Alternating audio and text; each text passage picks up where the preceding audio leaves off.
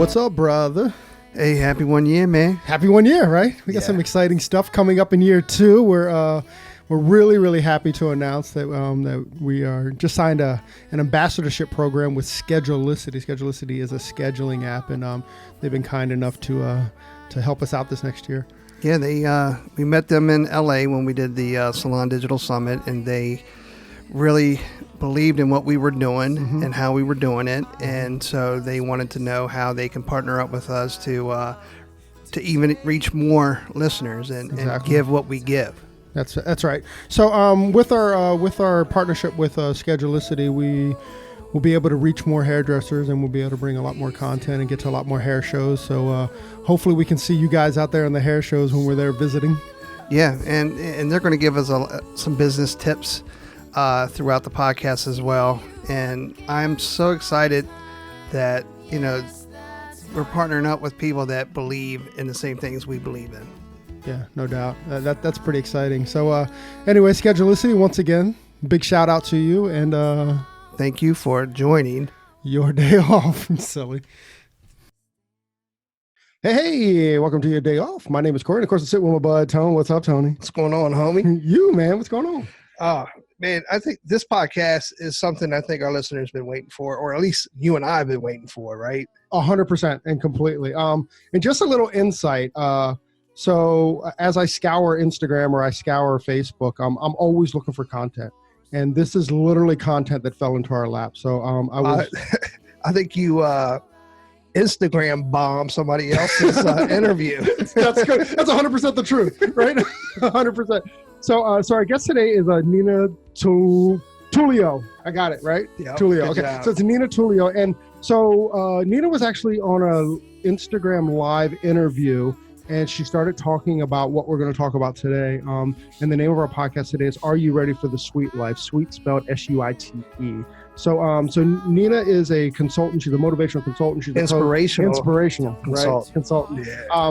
And she's a coach, and she's doing some really, really great stuff for the industry. But what we're going to talk about today is, are you ready to be an independent hairdresser? Are you ready? And if you're not, well, Nina's going to give you the guidelines. Yeah, if you're not, she's going to put things in perspective to, if that's your goal, what to do in order to, how to prep, yeah, right? How to be prep ready for it. and how to be ready for it. So, like I said, I'm completely excited about this. Nina and I have been talking for a couple months, and every time we get off the phone, we have like virtual high fives going back and forth because we're just so excited to bring it to you.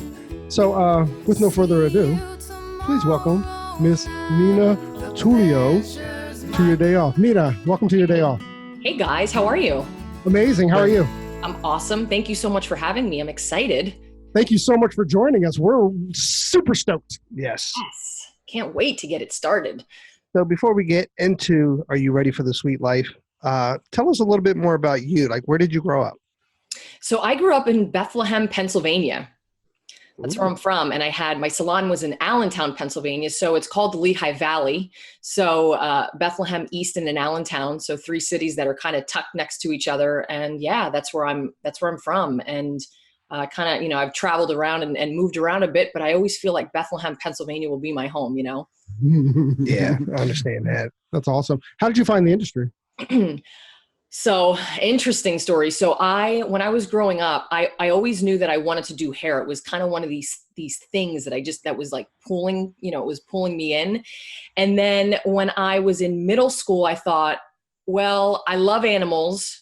I love doing hair. So I'm either going to go, this is so funny. So totally opposite. I'm either going to go to school to be a marine biologist, and I'm going to be a dolphin trainer, or I'm going to be a hairstylist, and I'm going to be a salon owner. Like, these were my options. This is what I come up with. And then I remember talking to my mom. So I was never a person that was into school, never loved to do homework, actually, I just did my homework just to kind of like get me through, because I wasn't a good tester. So I'm like, if I do my homework, at least I could be like a C student, right? And kind of float through my high school days. But my mom said, if you go to college, you have to go to school for at least 4 years, and then you're going to have to share a dorm with other girls. And I'm like, huh? Like, I'm like, wait a minute. So I have to go to school for 4 years, and I have to share a dorm and a bathroom with like a whole floor. I'm like, I'm out. I'm going to be a hairstylist. So, yeah, that's how I.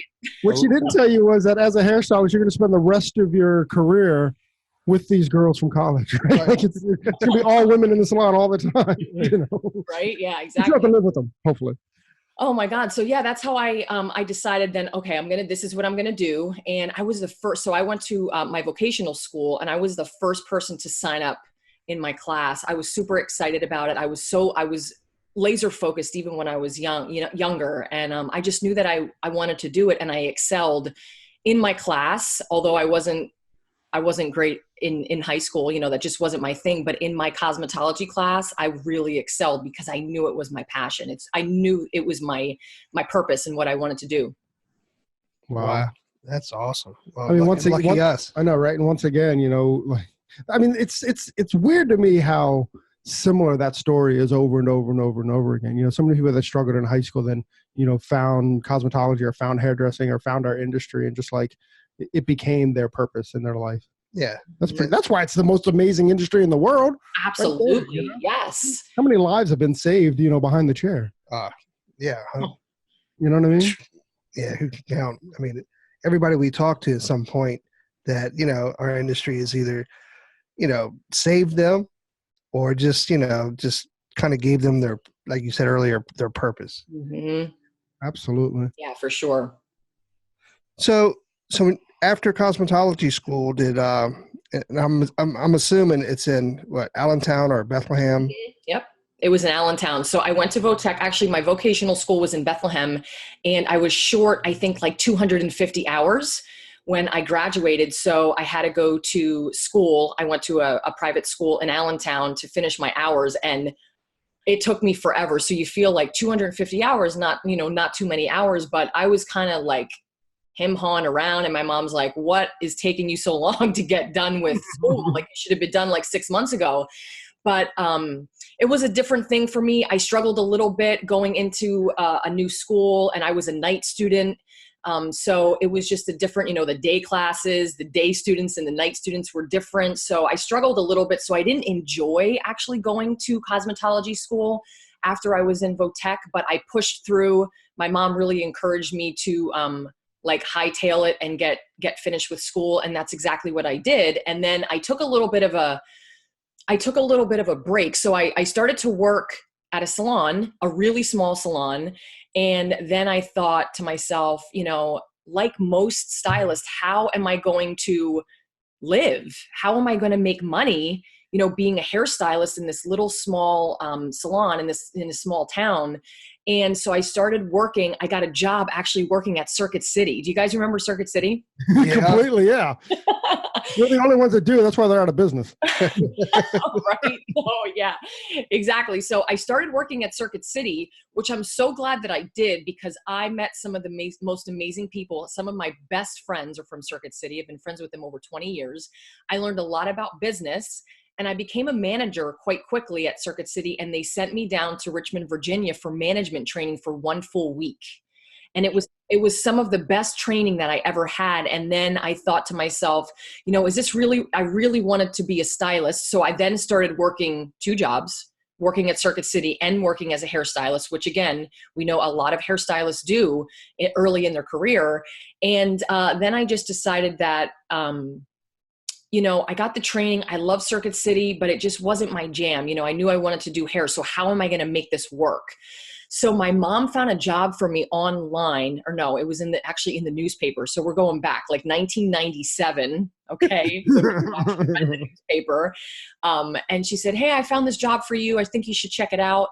And it was for a walk-in salon. And because I was so new to the industry, that's what I did. And I got hired there, and I started working at this walk-in salon. And then I ended up actually leaving Circuit City totally and focused on my career as a hairstylist. Wow. That's why they closed. Yeah. It's your fault, Nina. Oh, my Nina stopped in the stock market. Stock prices plummeted. That's all. So let's push forward a little bit. So when did you catch like the coaching or the teaching bug? So, wow. So that was 2014 is actually when I started my consulting business. That was when I owned my hair salon back in Allentown. But I went through a lot of I was so lucky to work for the woman that I ended up working for at the walk-in salon back in, I think she hired me in 1999. She became my mentor and is still my mentor to this day. Her Awesome. and her now ex-husband, they both are my mentors. And I started working for that salon, became manager for that salon, district manager for that salon. I was running 8 locations in her business. Then they sold their salons. They had over 200 salons. And so, I mean, I'm learning from the best of the best, just truly incredibly smart people. Sold their salons. We moved to West Palm Beach, opened up 5 salons within 1 year. And after being with them for about 8 years, I thought to myself, you know what? I really need to start my own journey and create my own path. And so I moved from West Palm Beach, crazy, moved from the warm all the way back to the cold to Allentown, Pennsylvania, and started my own salon. So I started my own salon back in 2006. It was called Anthony Ashley. And in 2016, I sold it, and I planned to sell it. It was a 2-year plan because I wanted to consult. I wanted to travel the country. I feel like my purpose was bigger. I wanted to reach more salon owners and stylists. And so with that consulting business starting in 2014, of course, I was busy running my salon, so I didn't have time to, dedicate to it. But when I sold my salon, that was one of the main reasons why I wanted to sell my salon, was so I can start consulting. Boom. And now here we are. Now here we are. Are you ready for the sweet life? Are you ready for the sweet life? Yes. How did this program come about? So that's a great question, because initially when I started my consulting business, I just wanted to focus on salon owners. So being from Pennsylvania, I was a commission salon owner. The struggle is real when you own a commission salon, right? So that was my focus. And then it organically started to move in the direction of working then with stylists. I was getting a lot of stylists reaching out to me. And then I started to notice that a lot of renters, chair renters and suite owners started to message me and DM me questions. How do I do this? How do I handle that? And then I started to notice that they were coming to my in-salon workshops. And I thought, you know what? I'm really trying to inspire and motivate as many people as I can to be as successful as they can. And success means something different to me and everybody else, right? But to really achieve that level of success. And I noticed that there were so many renters and suite owners that were really having a hard time running their business like a business. And so that's why I just created this program. So I launched it back in November of 2018, was the first class that I did. And I just gathered a lot of research and a lot of information from a lot of renters that were running into challenges on a daily basis. So that's why I created this course. I think I'm ready. You ready? Yeah, exactly. Let's get into it, man. So let's go like I know that you created like a checklist and stuff that actually let's talk about that real quick, and then we'll kind of go through and what it has to offer. So Nina, as a favor to the podcast and as a favor to her business, I guess, she set up a checklist for potential suite owners or independent hairstylists. And this is for independent hairstylists as well, right? Not just people going into a suite. All the rules work the same. Independents, absolutely, for sure. Okay, awesome. So Nina, give a shout out to your website real quick, and then we'll do it again at the end. Sure. It's 1nagency.com. So the number 1nagency.com. Awesome. And then it's slash checklist, right? Yes. So yeah, for the checklist, it's 1nagency.com/checklist. Awesome. All right, man. So let's go through your checklist. Let's see what you have to offer and how we can not screw up our independent careers. Yes, let's do it. So on that checklist, well, I don't want to give too much away on the checklist because I want people to download it and be like, wow, this is amazing. So the checklist literally is my top 10 of what you really need to analyze, sit down and think about, mull over before you decide that you're going to take the plunge, either in being a suite owner or a chair renter. And it goes into things like, and I don't go too in depth, but things that you really, maybe that you could not be thinking about, like your contract, your lease agreement, your rental contract, getting a business license, which is very important, making sure that your location is key in where you are. Thinking about things like pricing and going through all of the things that you should really be considering before you take that dive into becoming a renter or a suite owner. Because once you're in, it's a tough gig. You really have to make sure that you understand your numbers. I talk about that as well. But I also added some tips on there for suite owners and renters that are already existing. So they're already in business. I gave them the 5 key elements that they should be tracking and looking at every single day in terms of their numbers. So I just threw that on there too, because I didn't want to leave out the renters that are already, grinding every day. But I feel that in most cases, not always, but in most cases, renters are not keeping track of what their numbers are and knowing exactly what's coming in and what their expenses are. And so I kind of wanted to throw that in there as well. Awesome. I can't wait. I'm going to download it so I can go through, see where I'm screwing up my career. Right. Exactly. That's what I was thinking. That's funny. So how does one prepare their mind or just to take that next step? Yes. So here's the thing. So if you follow me, if you watch me, if you've seen me, I'm all about personal development. It's actually probably about an hour and a half, almost 2 hours of my in-salon workshop. And that's like a 4-hour to 5-hour class. So almost half of it is all about personal development and getting your mind right. Because I feel like if you don't know yourself, if you don't value yourself, if you don't believe in yourself and your craft, and you don't run yourself like it's a business, you start to run your business like it's a hobby. Do you know what I'm saying?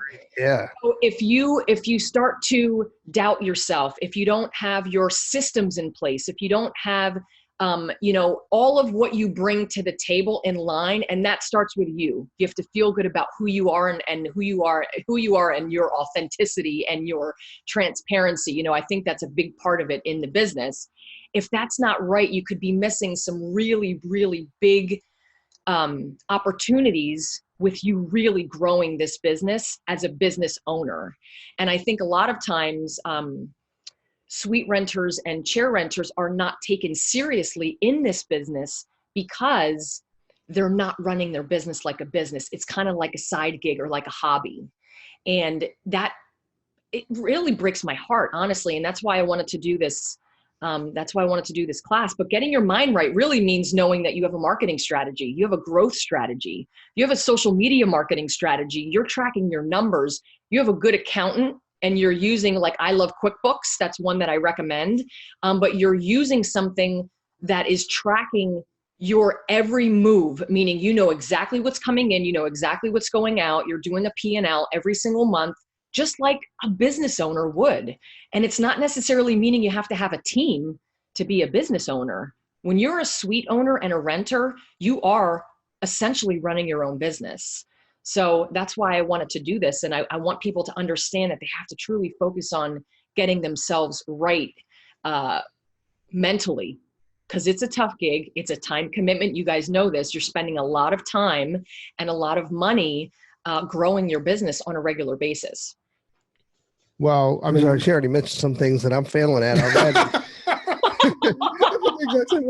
But I am going to take exception because she said you're essentially running a business. No, Nina, you are running a business. In the suite. There's no essentially about it, man. You're in it. You're in it to win it, right? Yes. When's your next workshop? I know. I'm signing up. I'll give you a free ticket. Don't worry about it. Awesome. Can't wait, man.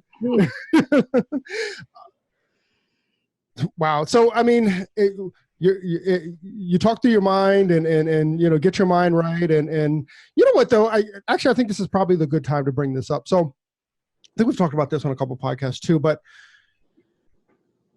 this cannot be an emotional decision. And I think that so many people enter the suite rentals or the booth rentals because they've had it out with their commission boss or something. This cannot be that decision, right? This has to be a business decision and not an emotional one. Yeah, she has one of the greatest hashtags that says that, right? Exactly. Nina, give out your hashtag.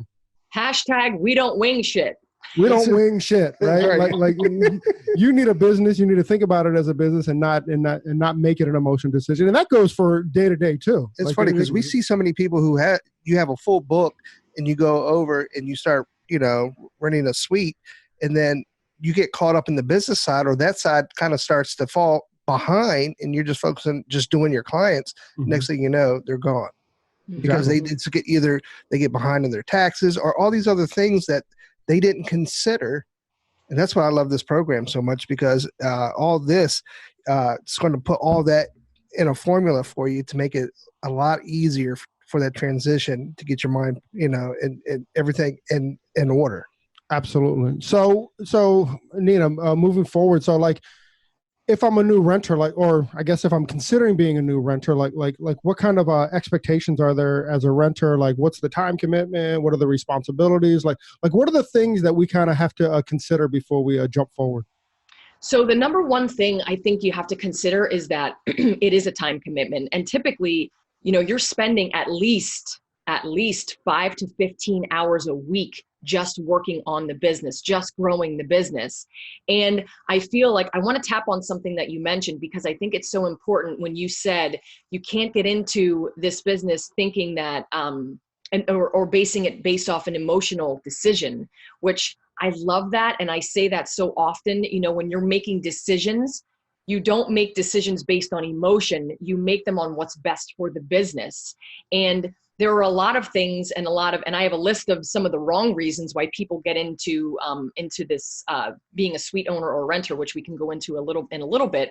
But you're right in that. And I think people get frustrated in where they are, and they think the grass is greener on the other side. And they're like, oh, okay, well, this looks like a great opportunity. I can create my own schedule. I can be my own boss. But I don't think they really understand what the time commitment is and what it means to be your own boss. It means that when you don't have clients for the day, or your whole client after, all of your clients for the afternoon cancel, you still have to be there. You still then have to transition, take your stylist hat off, and now put your business hat off and say, okay, I lost my whole book. How am I going to make up for all of that revenue that I just lost? What am I going to continue to do to create systems that have great cancellation policies, have great systems where I'm not refunding money, have great systems that are going to continue to grow my business as I evolve and change as a stylist, as a renter, and as a suite owner. And the time commitment alone, just running your numbers, doing your P&L, and if you're doing your own books, I know it's hard in the beginning because typically you don't have a budget for that. In my workshops, I actually teach how to budget your money and what the percentages are. You should have all in line what you're spending for rent. I hope we can get into that a little bit with the rent, what they should be, they should know that rent number and what they should be bringing in revenue. But I go through all of the percentages so you have a budget that you stick to. That alone can take you a good hour or 2 hours a week. Just tracking that and just using your point of sale systems, and then, running them through QuickBooks and making sure that everything is so concise, because every single dollar counts in this business, as you guys know. Wow. Yeah. I can't write fast enough. I know, right? Exactly. That's so funny. So, I mean, we kind of went over it before, I guess, to make an emotional decision, but are there any other like wrong reasons, I guess, to not get into suiting, or to become, I guess, the opposite, right? Like, are there not the right reasons to become an owner? Right. So I feel like this happens so often, and you mentioned it, where you're not happy in your current salon. So, okay, things aren't going great, or maybe I'm not making the money that I think I should, because here's another misconception. One of the biggest conceptions is that suite owners and renters make so much more money than commission stylists. And I disagree with that, because after it's all said and done, you're paying your taxes, you're going through and expensing all of your supplies, you're expensing, your point of sale system, you're expensing your rent and all of that. At the end of the day, are you really making that much more money? You have to really be passionate about business in order to say, with the time commitment, with all the extra time, energy, and money that I'm spending, is it worth it to make 5% more, maybe 10% more than commission? So if you're thinking about that, or if you're in a commission salon and you're thinking it's going to be a breeze, and all of a sudden I'm going to just be able to keep all of the revenue that's coming in, that's a big misconception, because now you have so many more expenses. Also, I hear this a lot too. Stylists say, well, I can create my own schedule. I can be flexible with my schedule. You have to know that when you say that your hours are from, 11 to 8, you better be in your suite or at your chair from 11 to 8. You have to have you have to create systems around that and know that you are committed enough to show up. The other thing too is that Actually, can I jump in here real quick, Nina? Sure. So, I mean, and you said that it's 5 to 15 hours a week, and that's absolutely the truth. You are spending 5 to 15 hours a week extra that you would, at a commission salon. Like the commission salon that I worked at, we got there a half hour early, and then, we left at the end of the day. And, now I'm easily getting there an hour earlier, and I'm staying an hour later. So, that there is, I work 4 days a week behind the chair, but, that there is 8 hours per week, and that doesn't even include the time that you're dealing with QuickBooks, or the time that you're dealing to the salon. So, my experience has been, yes, you make more money, but you also earn that money. Yes. Right? Like if you broke it down to an hourly rate, I'm probably making less, or I'm making just as much. Now at the end of the day, there's more money in my account, but it's not like that's not non-earned money. Right. Right. Yeah, I agree with that 100%. And I feel like when you're a commissioned stylist, you get to go home and pack it in. You get to go home and forget about it a little bit forget about your day and spend time talking to you. Forget about it. Forget about it. Forget about it. You get to forget about it and go home and really spend time with your family and focus. When you are a suite owner or a renter, when you go home, you're still thinking about your business. You're still committed to growing that business. And that's where you're right. If you break it down hourly, you're probably maybe making a little bit more, but you're putting so much more time and energy. You have to figure out what is more important to you. Is it to say that I'm a suite owner?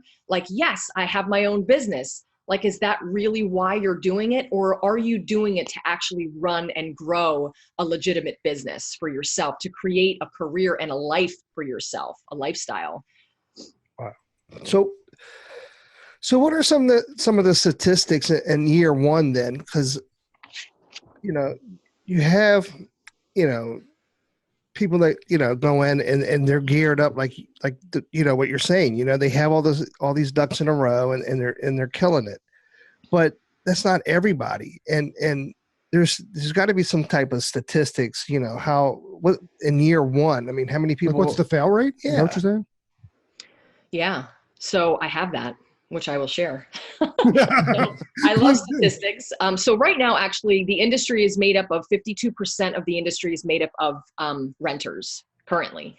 And here's the deal. This literally blew my mind when I found the statistics. So at least 65% of suite owners leave within their first year. So they're there for a year and then they're out. And guess what? The top two reasons are why they're leaving. They're leaving because, number one, they can't afford it. They can't afford to run their business, and they quickly realize that they're really not making the money that they had anticipated. But they're also leaving because they feel lonely. They miss the camaraderie and the environment that they were in a commission salon, or even in a renter's salon, right? Because if you're a renter, you still have the vibe and the energy, and you can still vibe off of people and ask them about, hey, what should I mix? Or what do you feel about this? Or what kind of toner should I use? You don't get that when you're in a suite. Like, you're alone. It's just you and your client. Now, if you have another chair in there, if you have a double suite, that's a little bit different. So maybe you have someone that you're working next to, but those are the top two reasons. They just miss the salon environment and the energy and vibing and feeding off of other people. So I was blown away by that. And you guys know there's a lot of turnover with suites. People are literally coming and going, and people could see, 3, 4, 5 people next to them that have already come and gone within a year or 2 years' time. So that statistic is real. And that's why I want people to really think about it. It isn't like just, woo, like, let me just be a renter, let me just be a suite owner and just dive in and see what happens. This is your life. This is your livelihood. This is how you feed yourself and your family. And you really have to think about it before you just kind of dive in. Even with that, I mean, with that 65%, I mean, Tony and I, we're not in that situation. Our suite is actually pretty good. Like we can jump room to room, and we can borrow color, and we can, we can powwow, just like the back rooms That's of because before. half of us all work together before Well, that's the true. pass. That's completely true. Out of the 20 of us that are there, at least like, I don't know, 12 or 15 of us have worked together in the past. But also, I mean, even going back, and I think, if you're not prepared, to your credit and to your class, if you're not prepared to run it as a business, you are gonna struggle a little bit, and that has to be number one, is to treat your business as a business, right? Absolutely. So the number one or the biggest cost is going to be the rent. Yes. You mentioned earlier, you're going to get into that a little bit. So yeah, this is my most excited time of the podcast. Let's talk numbers, Mama. I love it. Yes, I love talking numbers.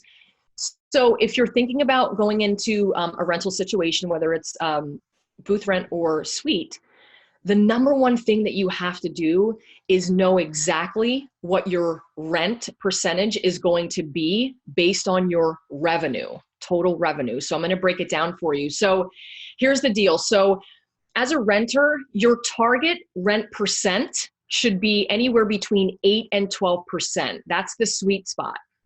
And I feel like there are some renters that are getting in way over their head in terms of, in conjunction to what they're bringing in revenue, and the rent percentages are 15, 18, some 20%. And I'm like, no, you cannot do this. I'm telling you, because if your every dollar counts, and so that's why these percentages are so important, you want to set yourself up for success. And setting yourself up for success is being in that sweet spot of between 8 and 12%. Okay. Slow down. We're a bunch of hairdressers, bro. So let's talk real hard numbers. I'm going to tell you. Yes. All right, cool. You're up, Nina. I'm so excited. I love talking about numbers too. So, okay. So here's the deal. 8 to 12% is your sweet spot. So let's just say that your rent is $1,200 a month. Okay. What you're going to do is you're going to divide that by 0.12%. So if you're shooting for a 12% rent, you're going to divide that by 0.12%. That will give you $10,000 a month. That $10,000 is what you need to bring in every single month in total revenue to keep that rent percent at 12%. Does that make sense? 100%. Yes. A lot of percentages there. Exactly. A lot of percentages. However, so if you so basically you're saying at what's that, $300 a week? So if you're doing 10,000 a month, it's 2,500 a month. I'm sorry, 2,500 a week. Yeah. 25. Right. And that's on a $300 rent, right? Correct. Yes. Okay. So I'm just trying to reverse engineer it a little bit. Yep. So for $300 a month, then you need to do, what was that, $2,500 a week, right? Yes, $300 a week. Wow. All right, carry on, man. Yeah, so that is number one that you have to think about. So it's not like, oh, it sounds great, $300 a week, I can do that. But if you don't really know what that percentages that you're targeting, you're going to get in way over your head, because honestly, doing $10,000 a month is a pretty significant amount of revenue that you're doing, depending on what your average ticket is. Now, if your average ticket is $150, okay, it's going to be a little bit easier. But what I found is that typically the average is anywhere between $85 and $100 average ticket. And so think about all of the heads that you have to do, right, to equate to this $10,000 or $2,500 a week. And so I want you to always think about your rent percentage, and it's so easy to calculate. So I'm going to just tell it one more time just so they can calculate it. So take your rent, you divide it by 0.12%. If you're shooting for a 10% rent, then you divide it by 0.10%. That's going to give you the number that you have to target every single month in revenue to throw a profit.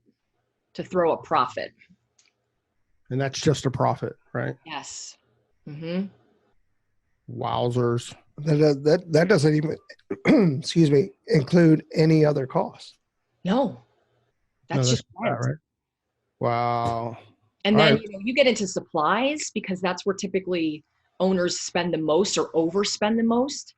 You get into that percentage and you don't even calculate that. I mean, that's why I always, when I start coaching or working with anyone, I want to know what their rent percentage is at, because that's the foundation to a successful business. If you know that and you have that on lock and you're not at 15, 20, 25% rent, you should, everything else, as long as you follow the system of percentages, you should be able to throw a decent profit. But the rent is key. The rent is so key right now. We have our rent at 10% or 12% or between 8 and 12%. How do we calculate all the other, potential, Which is profit? expenses, right? Yeah, expenses, P&Ls. How do you put all that together? So there's a formula that I created, and this was taught to me by my mentors, and that's what I use to help salon owners, commission salon owners. But there's certain percentages that you have to follow. I can't give it all away, but like your percentage for supplies typically should not exceed more than 15% of your total revenue. And then you have to factor in your point of sale. You have to factor in your marketing. There's so many other things that go into this, then you got to pay your taxes, right?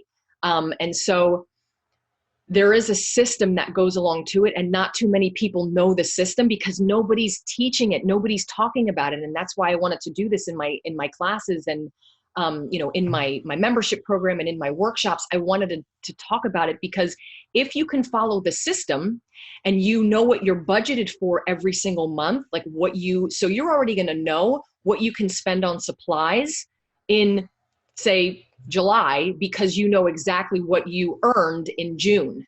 So if you have that already budgeted and put aside, you know what you can spend and you don't overspend. Here's why people overspend. And this is so true because I know this in the beginning of my salon owner days. You run to your supply store every week. If you're going to your supply store every week and you're not on a system on how you're ordering your supplies, like either every other week or once a month, you're overspending. Because it's like a kid going into a candy store, right? You go in and you're like, oh my God, I need foil. And oh, they have new colors. And then you start just throwing shit in your cart. Next thing you know, you're like $300 deep when your budget was only $150. Now you just spent double what you should have. So I highly recommend that you get on an ordering system where you're ordering either bi-weekly or every month. And you can track that, and you have sheets that are printed out that will show you how many colors you should be ordering of 7N, 6N, your Vivids, all of that should be, you should have on-hand quantities. So that way, when you use one, you're supplying that one, right? But that's all in budgeting, and it's all in the system. It's having a strong system in place so you don't overspend, because I say it a million times, but it's so true. Every single dollar counts in this business. Love that. And about the P&L. So kind of how do you figure out your P&Ls or well, you said you're using QuickBooks. So QuickBooks does a lot of that for you. And so you're checking your P&L monthly? Yes, you're a profit, or you have a good accountant that's doing your books for you. But as you can do, QuickBooks is very easy enough to use where you're plugging in. So you're plugging in all of your numbers and your expenses. So you're plugging in what your revenue is and then all of your expenses in QuickBooks, and it'll calculate it for you. It'll show you after, what your expenses are and what your taxes are paid, what your net profit is. And so that's the easiest I found, is to use the self-employed QuickBooks app. You can use it right on your phone, and then you just it's time consuming. Honestly, it could take an hour or two that you're doing every month, but it is so incredibly worth it. I can't tell you how many renters, they don't know what they're bringing in or what they're spending at all, have no idea. Then how do you know what your profit is, right? And so it's so important to make sure that you're doing this P&L on a monthly basis.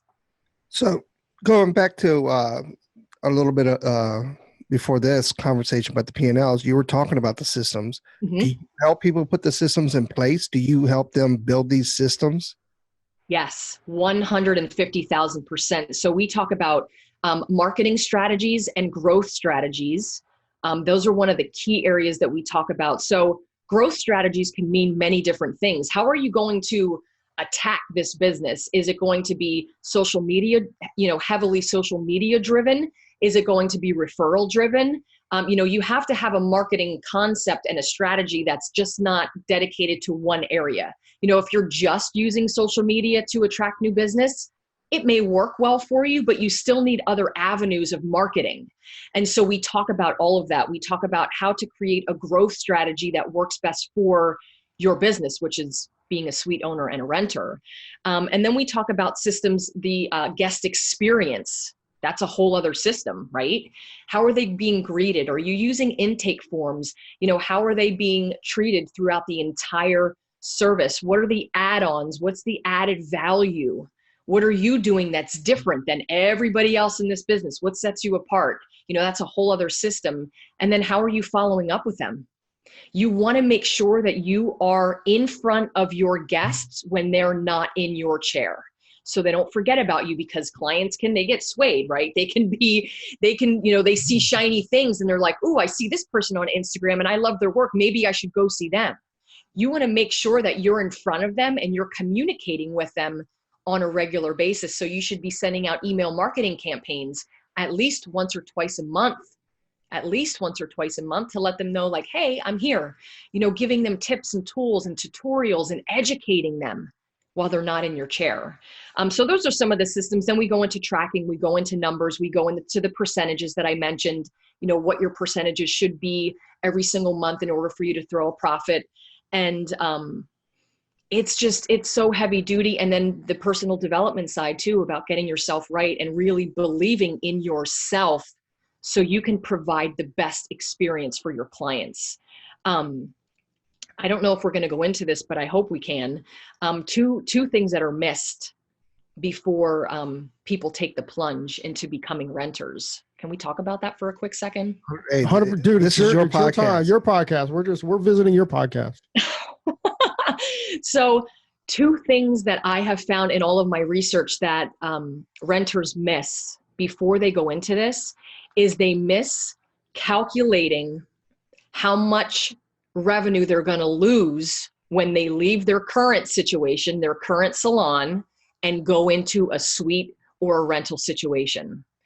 You're talking about like when you lose clients. So is it different than the the rule that we've heard our entire careers is either 80-20 or 70-30. Are those the same rules so you'll keep 70% of your clientele but you'll lose 30%? Yes, so that's what I calculated on, is about 30%. It could be more, it could be less, depending on your location, depending on your pricing, right? Depending on the value that you're providing. Why would someone want to go follow you if they're comfortable where they are? So calculating that. So what I want you to do is, if you're thinking about taking the plunge here, take what you're doing in revenue and take 30% off the top. And now make sure that your rent is aligned with that number.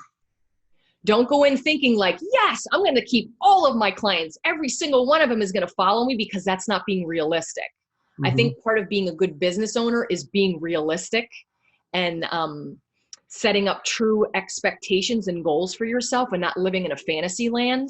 And so knowing that you're going to lose 30% off the top, that's where you calculate that rent percentage.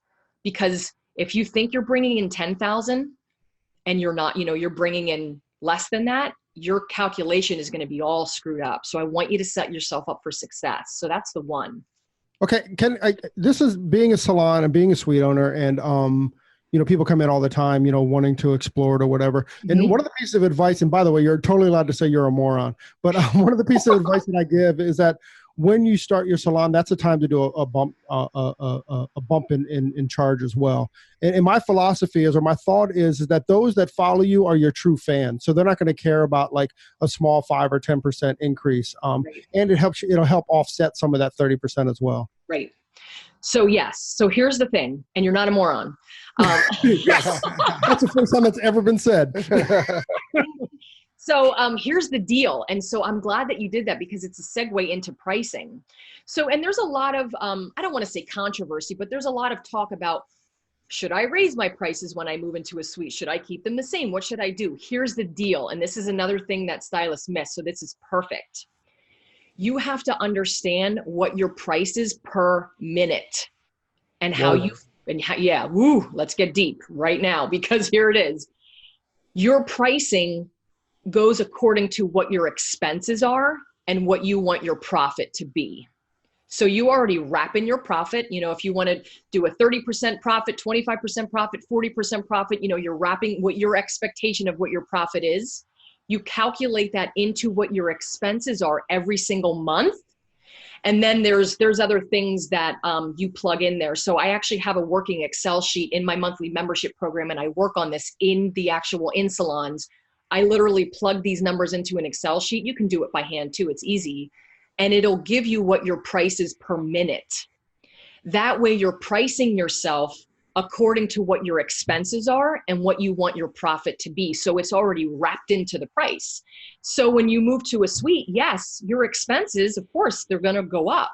So you have to make sure that you're pricing your services accordingly. And when you have that price per minute, you now know that if I'm doing a 60-minute service, boom, this is what I'm charging, because everything is already calculated. The cost of color, the cost of time, the cost of everything is already calculated into that price. So here's the deal. When you have your price per minute, you're not calling the salon down the street to say, well, Judy down the block is charging $65 for a haircut, so that sounds good. I think that's what I'll charge. You can't really do that, because what Judy's expenses are may be different than what your expenses are. And so do you have to be in line with your demographic? Yes, but I can tell you this.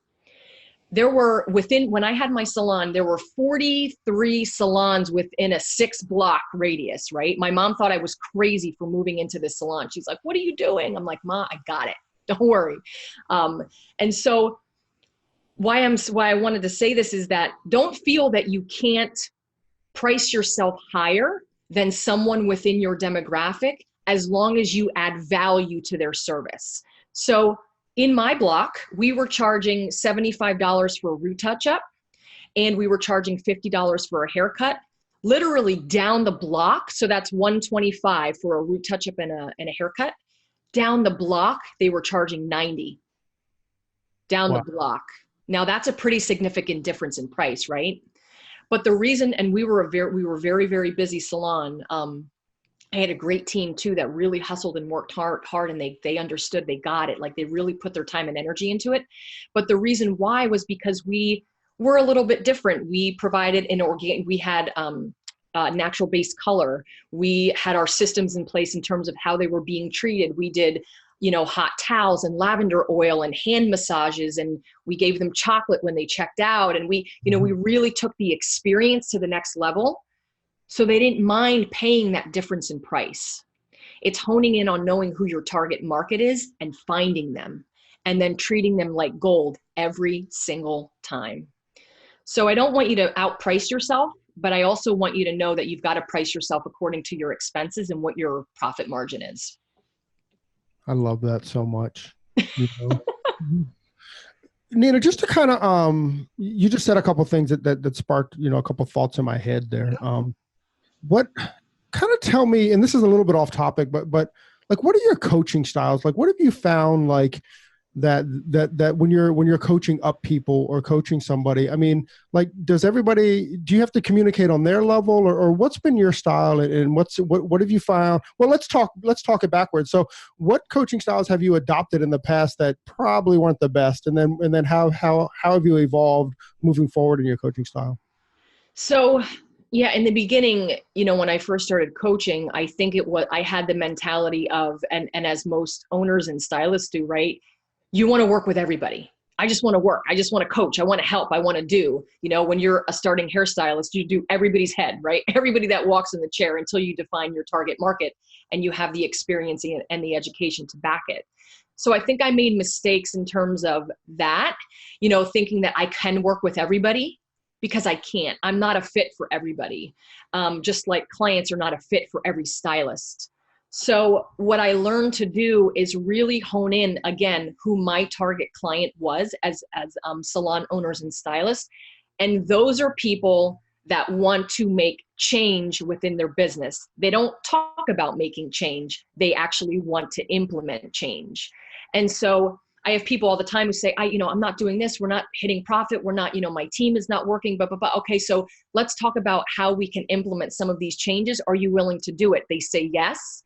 And then when we get into it, they're like, I don't know, I'm scared. What if people leave? Or, that makes me a little, I've changed my style a little bit, and I've gained the confidence enough to say, you know what, we may not be a fit.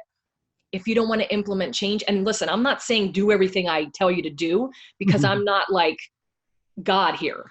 I'm just saying do 90% of it. And so I think that's what I've learned. And I don't adapt my style because I am who I am. I think people want to work with me because I am authentic and I'm true always. I speak the truth and I don't sugarcoat things.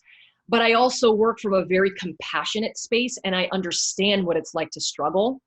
As a salon owner, I almost closed my business twice within my first 5 years. I'm very open about that. I've talked about it many, many times and shared my story. So I feel that when you are true, you stand in your truth, you live in that, and you speak from your experience, and you work from that space of compassion and love, then you attract those people. So I don't work with anybody anymore, if that answers your question. I think I've learned that. I can't save the world. I just can't do it. I'd love to, but I can't. Those who want to be saved. That's right. Right. Yes. Well, Nina, I'm blown away, man. Yeah. Awesome. Is there anything else you want to touch up before we you give them how to find you? I think, the main thing that I just want to get across is, because I don't want to scare people into getting into this. I just want them to take a real hard look at what it truly means to be your own business, be in business for yourself. And I think I want people to just be a little bit, do their due diligence and be a little bit more cautious and know what they're getting into, and check all the boxes. Make sure that you go through and check all of those boxes, because there is so much success in being a renter and being a suite owner. I know so many stylists that are doing a really kick-ass job in this business. But for you that are just kind of ready to just dive in just because you don't like where you are, I just want you to check all the boxes and do your homework and really know that this is a commitment. This is your life. This is your career. And so, yeah, I just want people to understand that, and just to know that if you need someone to help you and cheer for you and guide you along the way, then, I'm your girl. I'm there for you for that. That's awesome. Nina, how do people find you? So they can find me on my website, onenagency.com, and then also on Instagram. I swear I live on Instagram. So you can, my handle is Nina, so Nina, the number 2, Leo. Do you guys get it? Do you know what yeah. Tulio. So Nina Tulio, that's my handle on Instagram. And of course on Facebook. So on Facebook, you can find me, Nina Tulio Odom. So that is, I live on Facebook too, but more so on Instagram. And of course I have my One N Agency business page on Facebook as well. That's awesome. I tell people that I live on Instagram and I visit Facebook. Yeah, it switches. I go in rotation. Like sometimes I'm all about Facebook and then I'm all about Instagram. Right now, I'm all about Instagram. I love it. Well, that's where we found you, right? Yes. Yeah. Yep. Stalking your stories or something. Right. Popping on people's Insta lives and taking over. You're going to get me in trouble, Nina. I tend to do that a lot, actually. Not that on purpose. It's just I'm interested, man. Okay, so onenagency.com/checklist will give the checklist for the suite checklist, right? Yes. That's awesome. I can't wait to check it out. And like I said, I really want to go through, like, as a current suite owner, how we can how we can better our business as well. Oh yeah, I'm looking forward to making more money now. I know, right? Right. So I'm downloading today. So I am definitely 100%. It'll probably happen before we get off air here. Yep. Miss Nina Tulio. Yep. Thank you very, very much for joining us and sharing your wealth of knowledge on your day off. Thank you guys so much. This was so fun. And this was exciting. Thank you guys. I hope you have an awesome day. Please do me you. Hey, so there it is. Hey, this is a message that we've been trying to bring, I don't know, for the last couple of months, actually since we started the podcast. Hey, so if you like the podcast or if you find that it's useful, please leave us a review, a 5-star review on iTunes. Leave us a rating and a review. But if you don't like it, forget about it. Yeah, totally forget about this message. We also want to thank Sarah and Blaine from Pretty Gritty. Sarah and Blaine, they are a band out of Portland, Oregon, and we just want to thank them very much for allowing us to use their song, Pleased to Meet You, on our podcast. That's cool. I think you can find, actually you can find their music on iTunes. Peace and hair grease.